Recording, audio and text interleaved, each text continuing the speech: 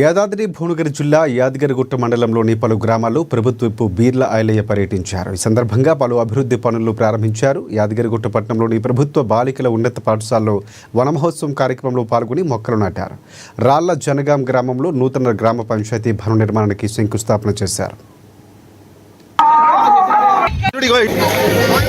ఈరోజు ఆలూరు నియోజకవర్గంలోని యారుట మండలం సుమారు 10 గ్రామాలు ప్రభుత్వ అభివృద్ధి కార్యక్రమాల శంకుస్థాపనలో భాగంగా ఇక్కడ సైదాపురం, మల్లాపురం, దాతరపల్లి, రాళ్ళ జంగంపల్లి గ్రామాలు తిరుగుకుంటూ ఇంకా 5 గ్రామాలు తిరగాల్సిన అవసరం ఉంది.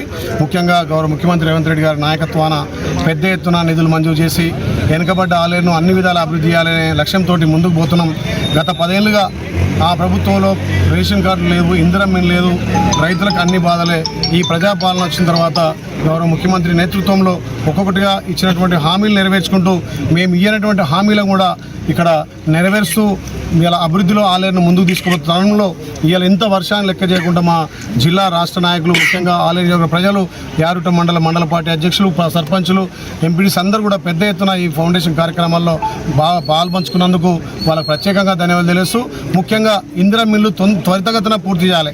ఎందుకంటే ఫస్ట్ ఫేజ్లో మనం ఇచ్చినటువంటి 3500 ఇండ్లు త్వరితగతిన అన్ని కంప్లీట్ చేసి గృహప్రవేశం చేయాలి. మళ్ళీ రెండో విడతగా ఎవరైతే ఎలిజిబుల్ ఉన్నారో వాళ్ళని కూడా సెలెక్ట్ చేయమని చెప్పి అధికారులకు తెలియజేయడం జరిగింది. 10 ఏళ్ళ సొంతింటి కళ నెరవేరలే.